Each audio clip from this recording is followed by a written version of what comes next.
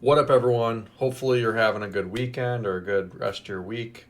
Whenever you're listening to this, what I want to talk about is why I see in the future that we're going to be owning less and less things and how I believe Bitcoin actually fixes this. Now, it's funny because I actually have been Waymoing a lot lately, and it got me thinking if there was some sort of subscription model where I can sit in the back and have someone drive me or a car drive me and I pay this and it were to be cheaper than like a car payment or just ownership of a car, that might be the path of the future. Just because of, convenience, peace of mind, I can be more productive, all this stuff. But it got me thinking about how everything these days is based off of a subscription based model where you don't really actually own anything. Rather, you have access to everything and you're on this consistent payment plan. So I was even thinking about this with houses recently too, and that is property taxes. Now, everyone always tells me, Paul, you're wasting your money renting. It's just going straight into nothing. You're not building any equity. And it was funny because I was thinking about these people that were telling me that. But and you obviously the buy versus rent game scenario, like you can play it out in a million different ways. But the thing is this, they were saying, quote, I own my home. You're just shifting who the renter is, essentially. Yeah, you can be building equity, but what they're doing is they're actually paying yearly property taxes that exceed my yearly rent. So just the taxation alone that they're paying exceeds what I pay. And don't get me wrong, yes, their place is a little bigger, but the point I'm trying to make is we say we own our home. No, you don't. You may own the property and you may own the land, but you're still paying taxes to the government. You're renting from the government. Just like I'm renting, but I'm renting to a landlord who actually is renting from the banks and or the government, even if he's paid off the property. So you're just changing who you own it from. And I think when people come to this mindset and this realization, they start to think about money a little differently. Now, the thing is this. I look at Bitcoin, the 12 words, it's something that you own. The government can't ban you from knowing those 12 words sequentially. It can't. They can put a gun to your head. They can do whatever they want. They cannot ban you from knowing those 12 words. And that's where I think Bitcoin fixes this, because if you have land, they can see it. They can seize it. They can put a lien against it, all this stuff.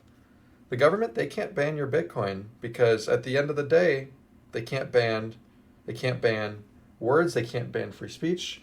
And that's something that we're going to see interestingly over the next decade or so is the government's going to want to do more deficit spending. Therefore, they're going to have to find ways to extract value from those that have productive assets and those that have wealth. I don't think they're going to win. I think those who have assets will find other places to live. But it got me thinking, almost everything nowadays is a subscription-based model. It's really interesting, honestly. The BMW, they have those heated seats. It's in the car, but you're paying a subscription-based model. Hulu, Netflix, Xbox Game Pass, Microsoft, Google Cloud, Apple Storage. I can go on and on. There's so many things where I used to own. Do I really need to pay for Microsoft Office a monthly subscription? No, I don't need to pay a monthly subscription. Just the regular 2007 Office is fine. But that's not what this future is looking like. It's looking like everything possible will be on a subscription. So we're seeing homes that are getting owned up by private equity. Debt-based slaves are everywhere now because the money is broken. So people say, hey, why not go into debt? Because the money's broken, might as well short the dollar and take out debt. And we're also seeing a higher taxation of the middle class. And with all these things, what I want you to think about is, what do you actually own? What do you actually have full ownership, no payments on? And a mortgage, that doesn't count. An auto loan or an auto does not count unless you've made the last payment. What do you fully own that is fully yours, that No bank has claim against it. No government has claim against it. Nothing. What do you fully outright have? And when you look at it through this lens, you become more appreciative of the fact that there are things still out there, and specifically Bitcoin is something that we see people owning full and well.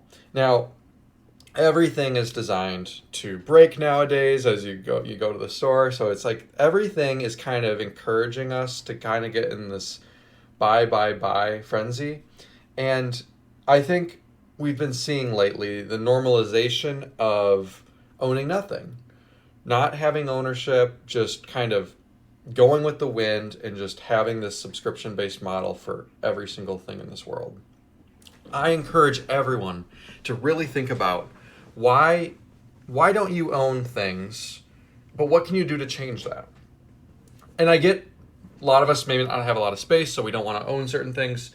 The point I'm trying to make is, isn't it convenient that the money is broken and we don't have anything?